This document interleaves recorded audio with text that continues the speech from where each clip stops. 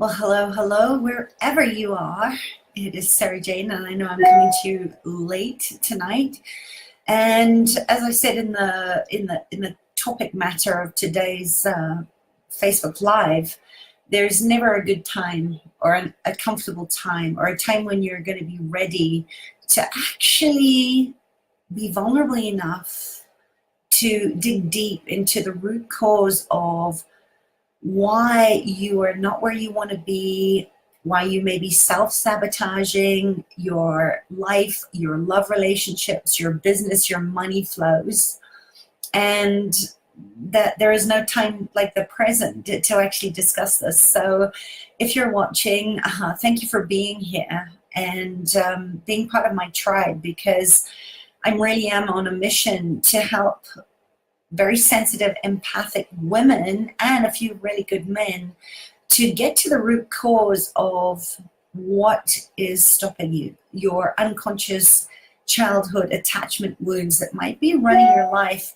and showing up in ways that you, no matter what you throw at it, you can't seem to break this habit of self-abuse, of judging yourself, of blowing your life up. And I really want to share how I used self-sabotage for probably a good 30 years of my life to keep myself safe. And later on, even though I had very successful business, I had what looked like a picture perfect life on the outside, I was slowly dying inside and felt really, really trapped and didn't know how to get out of this. And I wish I know now what I'm going to share with you back then, because I would have perhaps created a totally different life than what I have now. And having said that too, knowing that, I think our greatest challenges, our greatest trauma really grow us and our resilience muscle. And when we can do that, when we can be mindful, when we can be safely embodied to be able to do this deep shadow work, that we can start to see the gift in our depression, in our losses, in the way that we have perhaps made choices that we would have rather not. And this is really what I want to talk to you about today in this Facebook Live, is not only how I use self-sabotage to keep people at a distance, but how you might be doing that too. And that when you actually start to know why you keep blocking your next level of success, or blowing up your love relationships, or keeping yourself in a place where you feel very alone and isolated and that the world is against you, that you can really turn it around and have a beautiful life and thrive, because it's your birthright to thrive. And if we don't know each other, my name is Sarah Jane Farrell, and I am a nervous system expert and a functional medical intuitive. And what those mean in really down to earth terms is that I help fellow highly sensitive beings, all you creative entrepreneurs out there, all of you that really care about the things that matter and move you, to retrain your brain and get to the root cause of your attachment wounds that are unconsciously stopping you from living an abundant, fulfilled life at the level of your nervous system. And just take a deep breath. Don't check out, because when you know that your brain is an energy conserving machine that is wired for story, it wants predictability, it wants to keep you safe, even though a lot of what you might be creating is based on irrational fear. When you finally realize that there's nothing wrong with you, and that all those coping strategies, or what we call attachment wounds, attachment styles, are created on the limiting beliefs that are holding you back, that you put in place knowingly or unknowingly, most of it was subconscious, to protect yourself in the first 3 years of your life. And what I say, pre-7-year-old, then you can begin to build a successful pathway in your brain, a neuro pathway to really reboot your brain, to rewire your nervous system so that you can come online, you can sort of freeze out, thaw out those parts of you that have maybe frozen, or the parts of you that are running on hypervigilance, where you've just got cortisol pumping through your veins, and that in itself becomes very addictive. Because I want you to have more fun and joy and be excited about aligning with your purpose, really reclaiming your personal power and aligning yourself with your true nature. So I'm excited to talk to you, and a little bit nervous because it's been a while since I shared this part of my journey. So for those of you who are new to me, as I said, if you've been in my tribe for a while, this is about you, not me. But perhaps knowing what I'm about to share with you may shed some light on what is going on for you in your life right now. Because I think at the end of the day, we all have a lot in common. We all want safety, we want connection, and we want to feel like we're making a difference in the world, that through our own personal trials and tribulations, our own dark night of the soul, we're using what we learned through grief, through loss, through trauma, to help other people to really take back control of their lives and know that none of this is your fault. And I didn't always work in the realm of neuroscience and trauma. I became an entrepreneur at 23 after working in the fashion industry since I was 18. And I went from fashion into interior design and furniture manufacture. But before my life took a very different turn at 37, I wish I'd known about how I was wired and how my childhood trauma, the unresolved parts and pieces of me that I had fragmented, or what we call disassociation in neuroscience, had really affected the course of my life and the decisions that I made. And the real honest truth as to why I studied and became a doctor of traditional Chinese medicine and Psych-K and everything else that I certified in to begin with, was that I really had this massive story about being unsafe. I always used to sort of ask, why do I keep creating a war zone?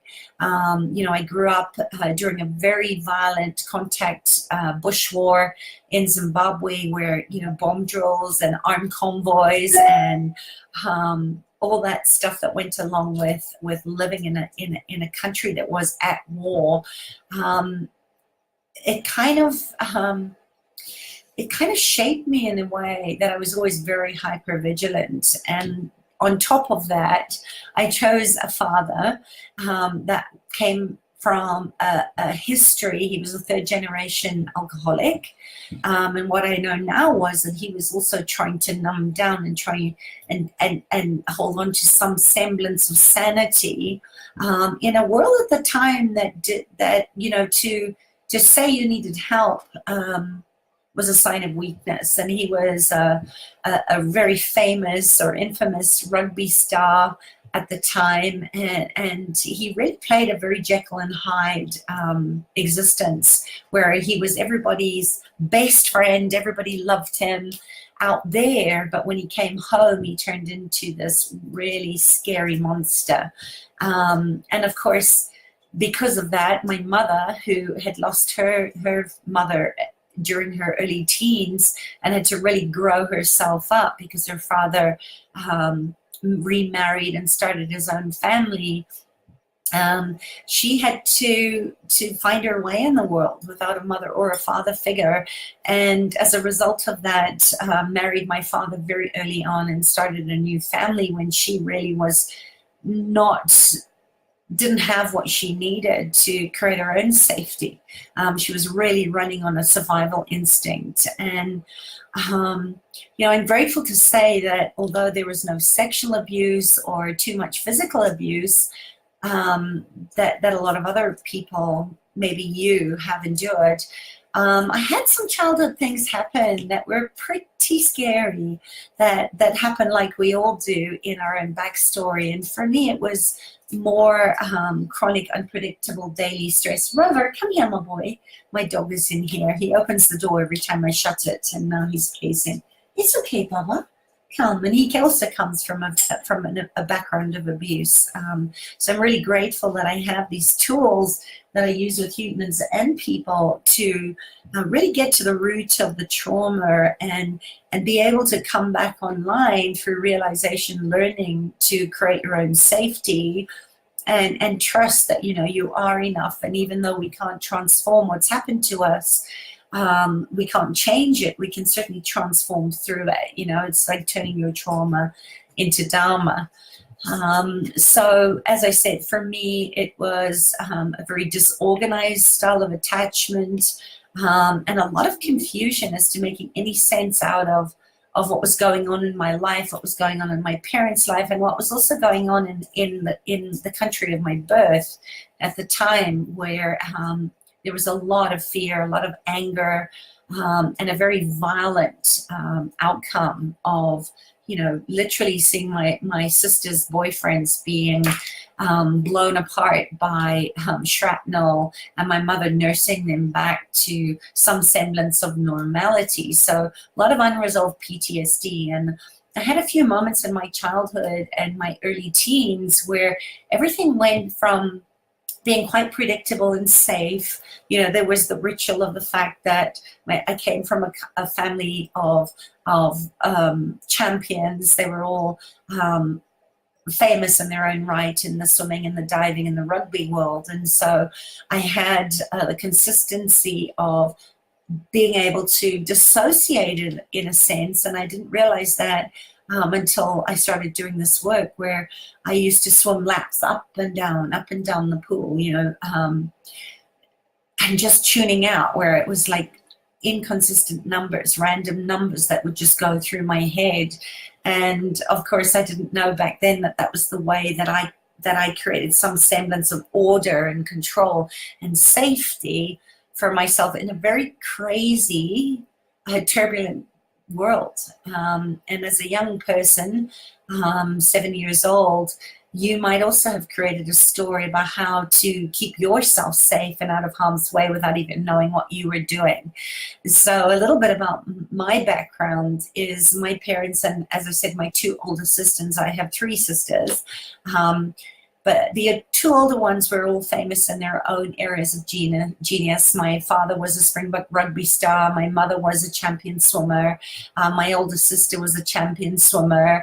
They were all capped in their area of expertise. And my beloved sister Debbie was Sportswoman of the Year. She was an Olympic springboard champion. She was undefeated for almost 8 years, and unbeknownst to me as to the reasons why she left home at 18 to start a life in America, she later told me that she was terrified of my mother. You know, she was really afraid of my mom, because my mother was a really scary person for her, and wasn't a place of safety for her. And of course, my father, being an alcoholic drunk, spent a lot of time out, and when he did come home, he was very hypercritical. My sister couldn't chew right, she couldn't swallow right, she couldn't look right, my older sister. And everyone was kind of treading on eggshells. So there's a massive pressure on all of us, as the only way to kind of get approval from my dad when he was around was to be champion. And being so sensitive about everything, you know, that my dad used to say, you're number one or you're nothing. And my mother, because I used to cry and I was so sensitive and I could read other people's energies, and I often said things that got me into trouble because it was very psychic and intuitive. And no 7-year-old should have known that kind of stuff. And she used to say to me, Sarah Jane, you can't ever be sad because you look angry. And I have this this weird little red spot. It's not a birthmark, but it would kind of glow. It would would get really, really red whenever I was sort of reading other people's energy. And of course, that made people very uncomfortable, especially my family. So my sisters used to make fun of me for being so sensitive and crying about everything, crying about animals in pain. I used to cry when my father's car, he worked for a company where I had a company car, and I used to cry and hug the car and tell it was going to be okay when my dad was going to get an upgraded car. But my family really were not very comfortable with my accuracy of intuition to see what was really going on under the surface of their lives. And so subconsciously, I decided that the only way that I was going to keep myself safe and insane in a way, and out of sight from my dad's criticism, or out of the discomfort of not being able to help rescue my mother, who was drowning in her own sorrow and depression from all my father's indiscretions and not really being around, and that she was kind of holding and supporting our family and keeping us all going, was to become a good girl. Massively outperforming everyone in academics and sport, and never asking for anything, just kind of staying out of the way, and always over giving and over pleasing. And that was something I could control. It was about safety and control of our good friends, and you can't have one without the other. They're like two sides of the coin.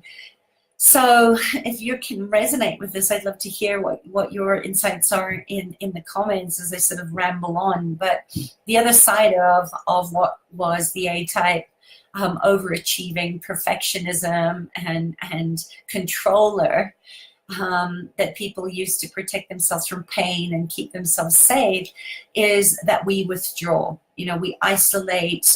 We don't trust that other people are going to have our backs. And the one side of that is we become either very shy, never speak up, and become really invisible, what we call flight, with a little bit of freeze. But I did the opposite. I went into fight.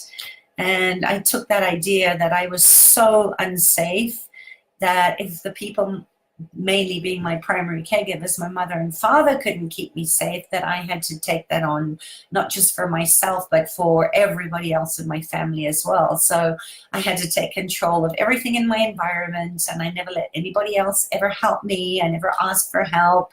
And of course, there was many instances in my junior school in my teenage years where I was too afraid to even put my hand up to ask a question for fear of being ridiculed and being shamed. And of course, nothing was ever consistent. The messages between other people's body languages and what they said was always conflicting, because deep down, as intuitive, conscious beings that we're born into this world with, we know what we know, like we know. It's not a cognitive, it's very counterintuitive, but eventually we get worn down and broken into learned helplessness and places of where we think, well, you know what, I'm damned if I do and I'm damned if I don't. And that's a very sort of, oh dear, somebody's phoning me. But it's a very confusing place to be for many of us. But when you've just had that sort of disorganized attachment, perhaps like I did, where you're kind of a blend of all three of the insecure attachment styles. If people run hot and cold and you can't rely on them, even though you know that you are starving for touch, you're starving for connection, and you're starving for somebody to say to you, you know what, you're safe, you can rest here, I've got you. We only need that 20% of the time. So remember, this is the 7-year-old brain. It's not the adult brain. And of course, the 7-year-old brain, in my instance, and probably yours, was making all these decisions later on in your life, where you decided that, maybe like me, that you were going to be the one that had to feel safe and feel loved by outperforming everybody.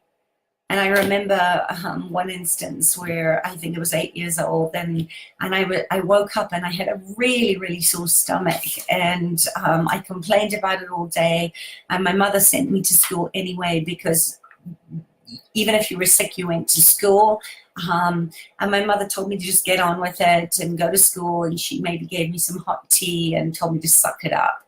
But by the time I came home and the pain was even worse, she eventually got my older sister to take me to the doctor, who told my sister that I had a burst appendicitis. So off I went to hospital, had my appendix out, and two days later I was back in the swimming pool, competing in a national competition that of course I had to win, because having a burst appendix, or just being under anesthetic and coming out of it, and being in a little bit of discomfort wasn't going to stop me from saying, I'm okay, this isn't going to get me down. And it was kind of pretty much the story of my life. As a teenager, I was the best young poet. I was top of my class, which was really a struggle, because I was on that spectrum of functional autism, and my brain couldn't really comprehend the way things that were taught in a linear way. I really, really struggled. And I went to extra lessons for maths, and I'm so grateful for Judy Henderson. She was our next door neighbor and also my maths teacher. But she really saw me, and she helped me through a lot of the fears that I had, that I was never going to be good enough, and if I failed at maths, then things were going to really go pear-shaped. And that was just my dog knocking over something. Come on, Rev, come sit down. But thanks to some really good mentors that did create a space of safety, and were always encouraging me to be the best that I could be, and help me overcome a lot of my insecurities. I did pass maths. I got a B, and if it hadn't been for her patience and guidance, who knows what would have happened. But anyhow, I had a really hard time with my peers at high school, who ostracized me, and even though I was a prefect and a house captain and a swimming captain and model of the year and a champion synchronized swimmer, they were really, really mean to me. They cut me off, my mother said, because they were jealous. And I just couldn't see why. All I wanted them to do was let me be part of the pack. I just wanted them to like me. And well, other girls were getting Valentine's cards and the attention of all the boys. No boys ever paid any attention to me. Apparently I was out of their reach, and I was very intimidating. And I was just totally mortified and broken when I finally did get invited to a school dance. I found out later that it was just a big bet, and I was the laughing stock of the whole of this boys' school and all the girls that were in on the joke, which just really reinforced my belief that nobody could ever be trusted, that people inflict pain and hurt, and that was something that I really needed to avoid. So I was really doing everything I possibly could to outperform, to do the best that I could. I read more than anybody else. I studied more than anybody else.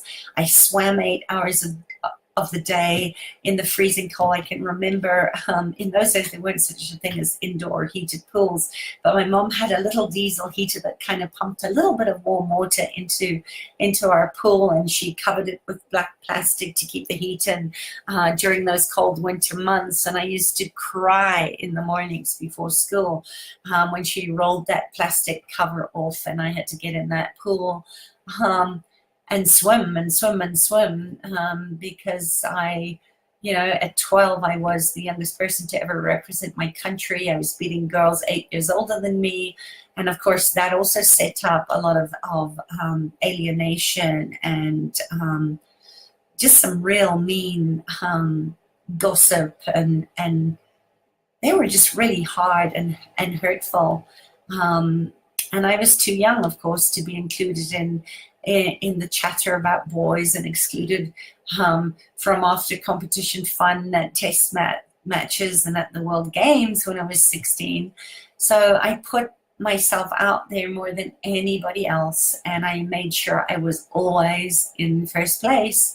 And no matter how good I was or how hard I worked, I just felt so alone and so tormented. I was kind of in this nowhere land where I felt so much as a sensitive empath that death would have been better than that kind of exile. And the reason I did that, and I didn't know this until I got a little older and started to see this story repeating and repeating and repeating.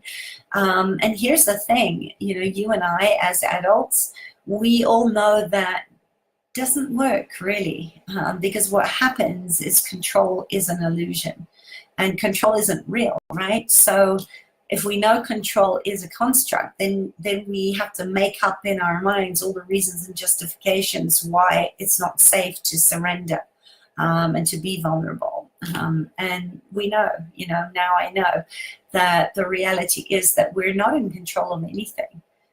We can choose our thoughts, we can choose how we feel, we can choose how we move through an experience and not become the victim. But all we really can do is to show up as the very best version of ourselves, wide open, raw, vulnerable, and to love the parts and pieces of ourselves that we've denied and rejected.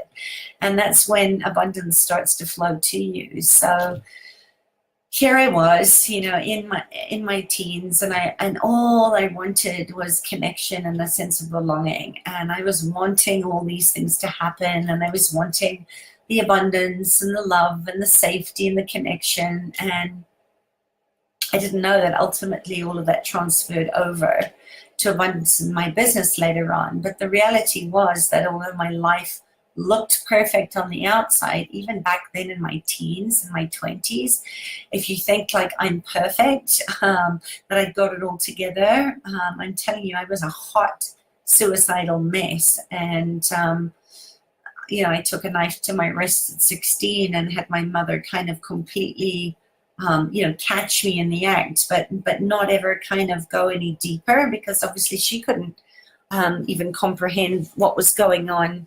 So it was all kind of dismissed and put under the carpet. But at 18, I got my degree in fashion design in 1 year instead of 3, and was working my first retail job. By 19, I was headhunted and transferred, all expenses paid, to Cape Town head offices by a leading women's fashion chain.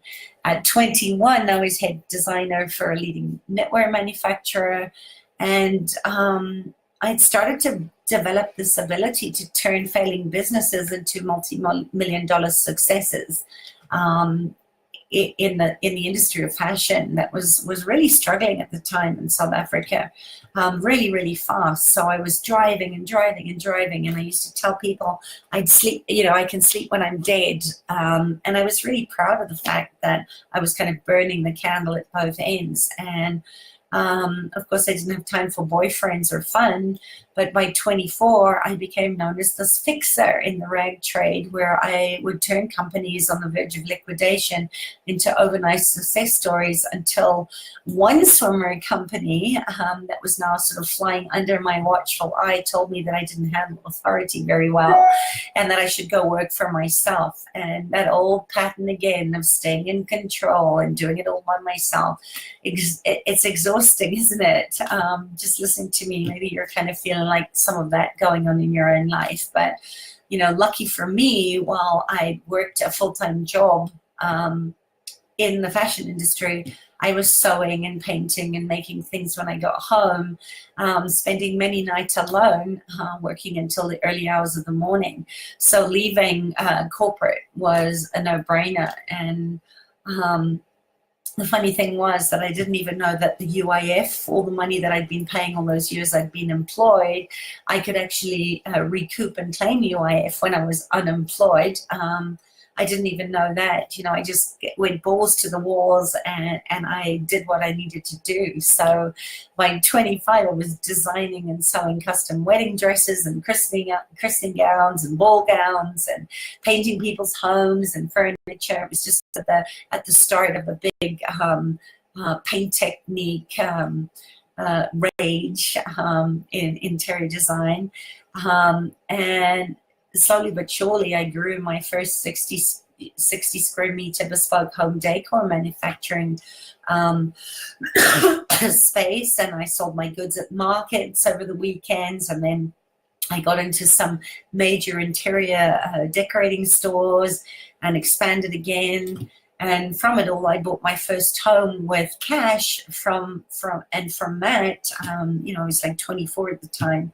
I renovated it to its former Victorian glory and flipped that in 3 years later for 4 times what I bought it for, and bought a bigger home, all the while my business expanding, my staff growing from one sort of part-time helper that actually gave me lice, which was horrifying and a whole nother story, to a 3,000 square meter factory and 35 employees and a multiple 7-figure business, until it all blew up in my face. But that's a story for another day. So I tell you all of this not to brag, but to paint you a picture of where perhaps you can see a similar pattern playing out, maybe in your own life. All this intensity was the old story of where I was so unsafe, and the only way that I could control my environment was to constantly be busy, constantly distracting myself from this deep pain of this unfulfilled need, and this old belief system that no matter what I did, it was never enough. There was never any satisfaction. As soon as I got something, it was on to the next thing. I never gave myself the time to actually appreciate or celebrate how far I'd come. And of course, it just took me over. Hey, that's my bully cat hurting my other kitty. It's okay. So I was driving, really driven. I was burning the candle at both ends, and at least I was exercising a little bit. I was going to the gym twice a day. More obsessive compulsive behavior. I was riding my bike around the peninsula to ensure that I beat my last time in the 100K plus yearly August cycle race around the peninsula, and that was kind of my own version of fun.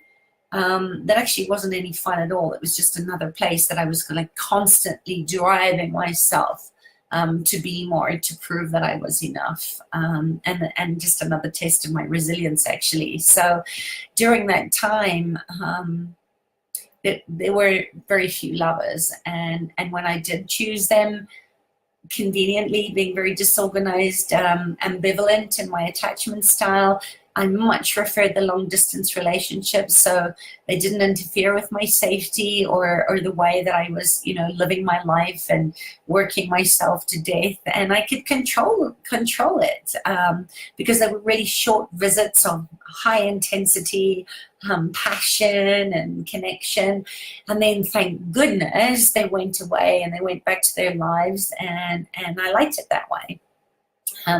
Close, not too close that I felt threatened or that I could lose them, because it wasn't really a relationship like that. Crazy, I know, but true. So give me a hell yes if you're resonating with any of this, because I'm telling this story because of that whole toxic soup of over control and holding on so tightly to every ounce of my performance and my results and my success. You can imagine what was happening to me if something didn't go exactly according to plan. And of course, that's just life, but I would beat myself up so badly because failure just wasn't an option. I still had that program in my mind of my father saying, you're a useless piece of shit. If you're not number one, you're nothing. So it was never an option for me. And in fact, I've shared with a lot of people within my community that when I took on a business partner at 26 by default, of course. And of course, another choice that is predictable, but I wish I hadn't made it, was that I ended up marrying him, and he was another project.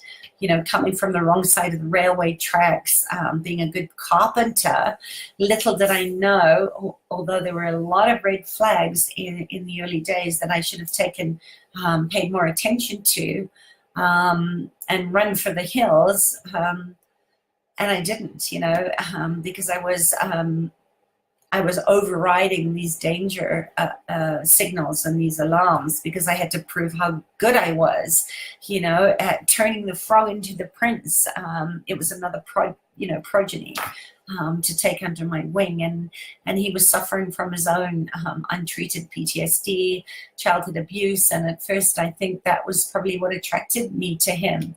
That he was a misfit, he was a bit of a rebel, and he was also intensely driven to prove his mother wrong, that he would amount to nothing. So together for a while, it worked for us. Our business was thriving. We were seen as leaders in our field. We were part of the beautiful bunch, and we were getting all the accolades and acknowledgement from our peers in the industry, and life was really good for a while. But we both didn't want children either, because we didn't want to screw them up like we were. So we worked 24/7. The business was our baby.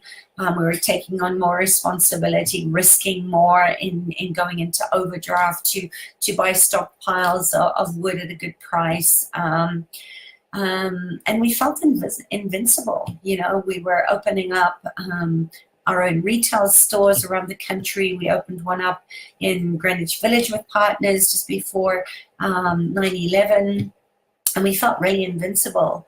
But I felt more alone than ever. You know, all my creative skills that all the reasons why I'd started this business in the first place fell by the wayside, and I ended up being the one that was poring over spreadsheets and looking at all the places we were in the red and feeling so anxious in chasing cash flow. And I had so many sleepless nights wondering, you know, how the heck was I going to pay the wages at the end of the month? Because if you've ever run your own business, with a high staff, high overheads, cash flow is always a problem.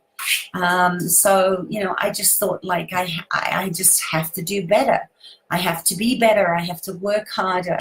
I have to hustle more and keep on going, regardless of how burnt out and depressed and anxious I was getting. And here's the interesting thing about that is our society or our culture rewards that. And so I was getting all the accolades. You know, my 7-year-old brain was like, finally, I'm one of the beautiful people, and I feel loved, and I feel safe. I'm doing all these things that most 30-year-olds would never have dreamt of. I had all these retail outlets. I was in all the top interior magazines. I was being written up as one of the leaders in the industry, and it was all feeding my ego. And so I was getting all this external, internal stimuli back to me, and it was keeping that old story alive. You know, it was like the runaway train, runaway bride. I just couldn't get off it, because now I was responsible for all these people and their families, and I was responsible to make sure my clients got the furniture that they'd ordered and that they loved it. But I was like slowly dying inside, and I was totally burnt out. I didn't love who I was, because all I was what I put out into the world. And it was interesting because I made that sort of association a while ago that my whole life had just been one big performance. I modeled, or I competed in synchronized swimming competitions or poetry recital, and either I was all on or I was all off, and I never let anybody in, not even my husband, who was also not safe because he had started gambling. He'd become very reckless. He was taking drugs. He was hanging out with the wrong crowd, and I just couldn't be safe anywhere, and I also couldn't get out. I felt so trapped in this monster that I curated, and because when I let people in, they would hurt me and betray me, just like my husband had done. And again, that 7-year-old brain thing is, think about it, whenever it was that you coped. Maybe my story might be similar to yours, or maybe you've done the complete opposite in a way to keep yourself safe. So you hid your talents and you never asked for what you wanted, and you were really, really quiet and compliant, and you never made waves, and you just stayed invisible.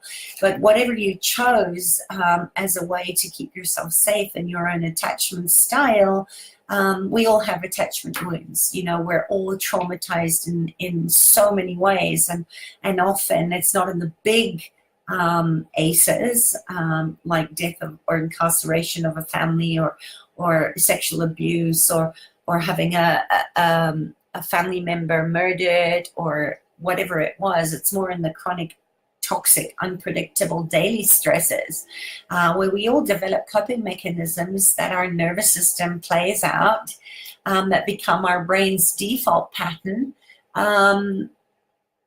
in every effort to keep us safe and to keep things predictable and to hold on to any semblance of control.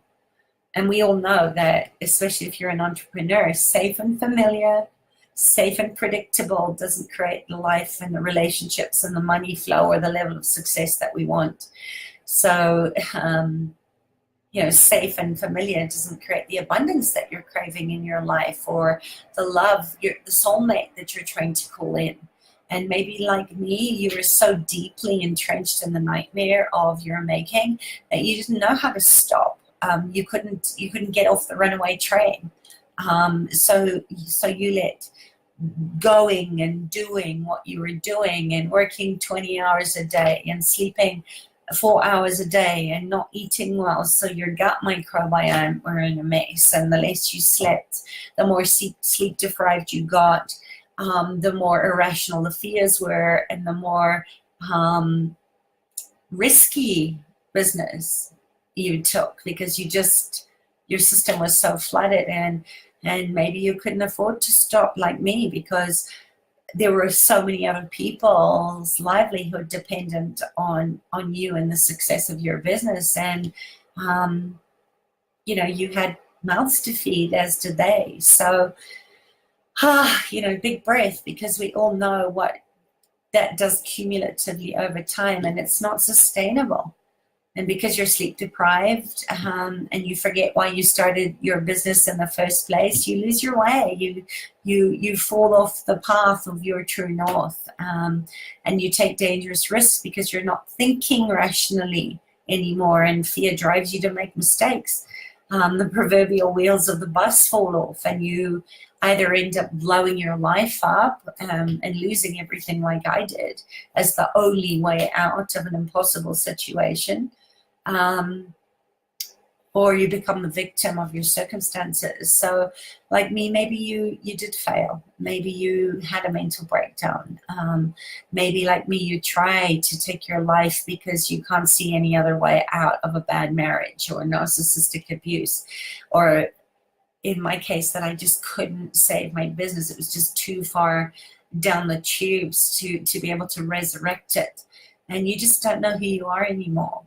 And my belief was that no matter how hard I tried, you remember I had that very disorganized attachment, that I couldn't save my life. I couldn't save the business that I'd built over the last 15 years. I couldn't save my marriage. Single-handedly, it was just too much for me to do on my own, and I could never measure up to my own standards. I was so hard on myself and so ashamed because I'd seen the writing on the wall and I didn't respond. And of course, I wasn't used to letting people in because that was unsafe. So when I did find myself sobbing on the floor of a mental hospital, all alone, bankrupt, totally broke and incredibly depressed, I did find some semblance of relief in knowing that I finally had the luxury for the first time in my life to just allow myself to fall apart, to really take stock of my life, of who I was without all those roles and personas and identities. Because I built up so much of a false persona my whole life that without external feedback from other people telling me I was all right, or I didn't know who I was, without the performance, without the lifestyle, without the money, without the beautiful house, and without the accolades. And it was hard. You know, I'd be lying to say to you that I ever thought I'd be able to pick myself up. Yeah, that was where I felt loved and accepted, even though it was a lie. That was what I'd made true. You know, I know now that the reality of it is that there is no real safety. It was all illusion, and I had no control. And as I continued on that sort of journey to try and pick myself up and rebuild my life, and all those dark nights of the soul that I spent sobbing in a big hot mess in that mental hospital, eventually there was just nothing left but to surrender to the divine. And I'll tell that story some other time, but you know, that was really pivotal to me starting to realize that there was a universal force that might have a little better idea of, you know, what my purpose was and how I could use what I'd learned to help others rise like the phoenix out of the ashes, after so much trauma and loss and heartache and grief. But I'll say that for another day. You know, I love telling that story, and I don't really, because it's still, you know, I can tell it without being emotionally attached to it, but there's still some residual that is the work that I'm constantly working on at a deeper level. But it was kind of what gave me the strength in my journey to realize, wow, you know, I guess that wasn't the way that I was supposed to be living my life. And that spiritual divorce, having all the physical things go away, was where I had to be in order to actually start, when all of that was stripped away and there was nothing left except the real, raw me, that I could start to begin to heal and to actually realize that I am lovable, that I need to learn to trust myself again before I can start to trust others. And actually, I am worthy of love. I am worthy of happiness, just as you are, and that I'm enough just for who I am and not what I do, you know. And I know so many of my clients, a lot of you are entrepreneurs. If you're new here, maybe you can relate to this, that the one thing that totally tied up together, that desire to feel like you're enough, to feel like you're worthy enough to be enough. And so that then you can go and perform and do stuff in your business again, to gain that validation that you have value. It was in the process of this kind of involuntary stripping away all those physical assets, all those false identities and constructs. It was only then, when there was nothing else except me, that I realized that my entire identity, everything that I thought I was, everything that I thought was valuable to me, in what I did for other people and what I did in my business, was a lie. And that when things didn't go wrong, didn't go right, it wasn't that something didn't go right. It was that that old voice of my father, of my peers, that I was wrong, I was a failure. Instead of knowing that even though I feel like I'm a failure, I'm the one that's thinking that thought. I am not the identity of that. And you know, it wasn't that I wasn't enough, that I didn't have what it takes. So I'm wondering if any of this sounds familiar. You know, have you said some of these things to yourself?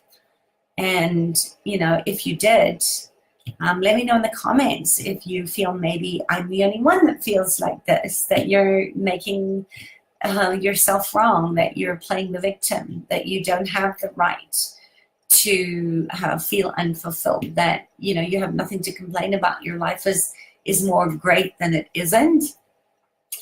Maybe I'm the only one, but if we're really honest with ourselves, it's in these moments when you actually start to realize that everything that you've built, just like I did, was built on a house of cards in the sand, and it wasn't true. And although I had amazing good things that have happened in my life because of the gifts and the talents and the skills that I was given by God, that I was given by the divine, I still didn't believe that I had any value. And that was me, 17 years ago, on the floor of a mental hospital, when I looked around at all the other broken people who were just trying to get back up and make an impact in their own lives, to not die with their soul still inside. It was at that point that I said, okay, I can choose to live, or I can choose to let this kill me and die. But I've got to figure out how to belong to myself, not anybody else. And it was the first time that I actually allowed myself that luxury, to understand my own value, that I needed to understand my attachment wounds and get to the root cause of why I kept setting myself up for loss and betrayal, why I'd created this brain tumor in the back of my head that the doctor said was going to kill me, And I did that to a degree. But as you well know, success can be addictive. It can be another distractor. It can be another spiritual bypass, a place where we go into busyness to avoid doing the uncomfortable shadow work in deflecting everything outside of us and becoming the enabler, right? Becoming the savior archetype, the carer archetype, where again, it's my needs don't matter, and the only way that I feel loved and safe is to keep giving and giving and giving to everybody else, but not allowing for me to fill my needs up and maybe your own. So, Rover, it's okay, my boy. He closed the door and now he can't open it. Anyway, I digress. So that's what you call a pattern interrupt. Hey, that's what you call a pattern interrupt. So, it was really from that point that I began this journey of learning every healing modality in my A-type personality and my perfectionism. I took it on. I learned everything I could about neuroscience and psychology and how the body works through body talk to try and find a way to make sure that this tumor in my head didn't kill me. So I was getting more and more certifications. I was obsessively driven. That's one of the hazards of the attachment style of disorganized attachment, is just to constantly push yourself and push yourself and push yourself. And, it was all good because my private practice was growing.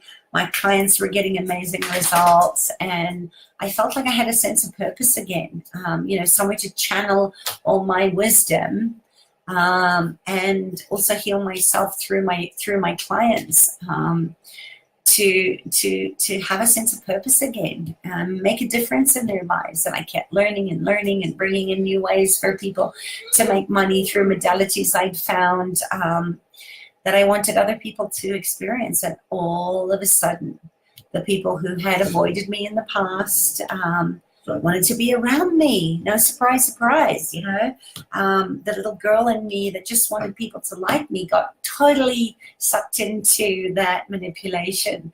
And I felt like, wow, this is what love feels like.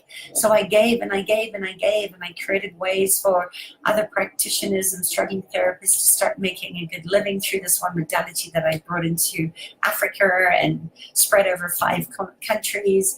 And it was really filling my ego and all those things that make us feel good. And I'd created a waitlisted private practice. I was teaching and making a consistent 6 figures a month. And I started to really crave that desire of knowing that, gosh, I'm worthy and I'm getting attention. And can you kind of see that old pattern coming back at me again? You guessed it, the same people who through my work were now doing really, really well, rejected and turned on me, the American company, that I'd opened up a multi-million-dollar revenue stream in 5 African countries, in being their good little worker for 6 years.